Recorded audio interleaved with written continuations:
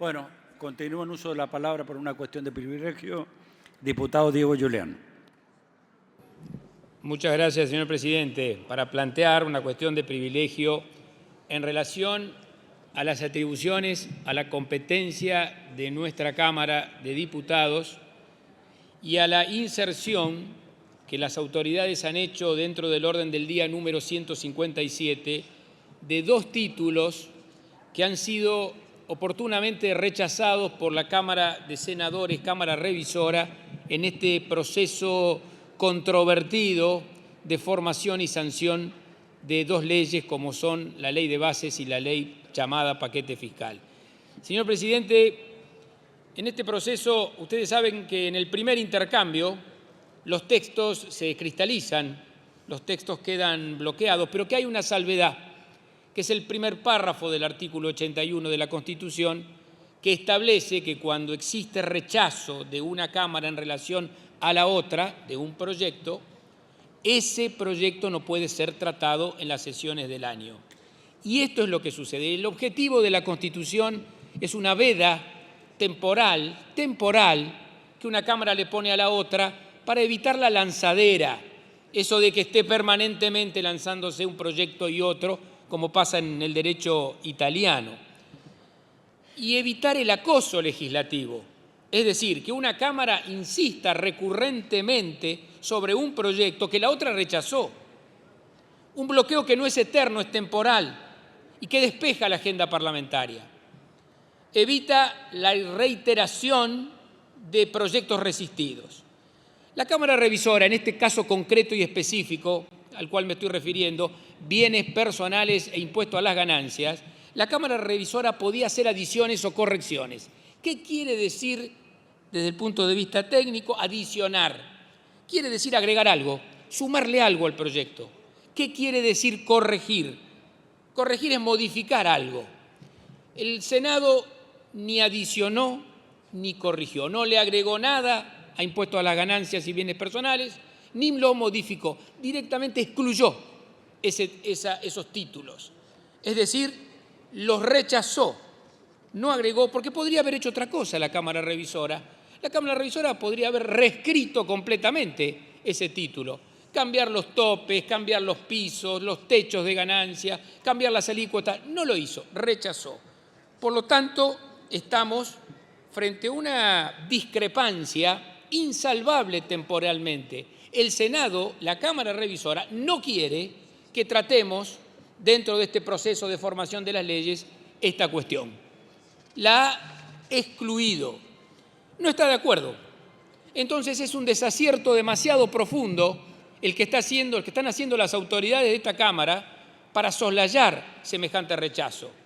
La Cámara de origen no puede restituir las partes rechazadas con una mayoría coyuntural. Y cuidado, porque si bien es cierto que la Corte Suprema de Justicia no se inmiscuye en los procesos de formación y sanción de las leyes, salvo, dice en el caso Soria de Guerrero en el año 63, salvo que se demuestre la falta de concurrencia de los requisitos mínimos indispensables para generar o condicionar la creación de una ley.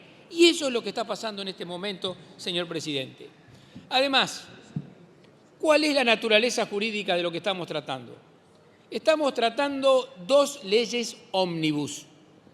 Estamos tratando la Ley de Bases y el paquete fiscal.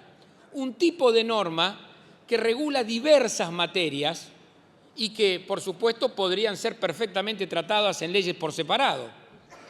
Entonces, no es que estamos tratando un proyecto, son un conjunto de proyectos dentro de un proyecto. Y la ley ómnibus, señor presidente, no es común en la Argentina. Se pueden registrar 4 casos de leyes ómnibus bien definidas. Una, la de 1989, la del presidente Menem, la Ley de Reforma del Estado, 70 artículos. En el año 2016, el presidente Macri, Ley de Reparación Histórica de Jubilados, 97 artículos. 2019, Ley ómnibus llamada del presidente Fernández, la Ley de Solidaridad Social y Reactivación Productiva, 88 artículos. Esta ley, el cuarto caso, Ley de Bases y además paquete fiscal, 946 artículos, empezamos de ahí. Luego 636 y así se fue moldeando. Con lo cual las normas, y le pido que el tiempo que me devuelva el tiempo que me han solicitado. Estamos siendo estrictos, diputado. Sí, estoy por favor. redondeando, como usted dice. Las normas se redactan para ser interpretadas de buena fe, cosa que no ha hecho el gobierno. Cuando se dio vuelta, rompió el acuerdo del Senado y aquí introduce de nuevo lo que el Senado no quiere introducir con las propias mayorías de aquellas. Todos sabemos que impuesto a las ganancias y a los bienes personales son proyectos autónomos dentro de una ley ómnibus y que esos proyectos autónomos fueron rechazados y eliminados por la Cámara Revisora, con lo cual se aplica el primer párrafo del artículo 81 de la Constitución que indica que esos proyectos no pueden ser tratados porque no hay ni adiciones ni correcciones, hay exclusión de esos textos, con lo cual la desaveniencia entre una Cámara y la otra es temporalmente irreconciliable. Señor presidente, para cerrar, la Cámara en este caso de origen no puede insistir sobre lo que en votación nominal del Senado fue rechazado. Y el presidente, cuando él sí que era un degenerado fiscal en sus propios términos, porque al impuesto a las ganancias lo votó en esta Cámara, propuesta en ese momento de quien era el ministro de Economía, Sergio Massa, el presidente de la República, en esa condición votó el impuesto a las ganancias, la eliminación de la cuarta categoría. Aquí también entra en una profunda contradicción. Como se entra en una profunda contradicción, y para terminar, en relación al impuesto a los bienes personales, que ustedes saben, hay un requisito de 150 años, que es la progresividad del impuesto a los bienes personales. Bueno, aquí es al revés.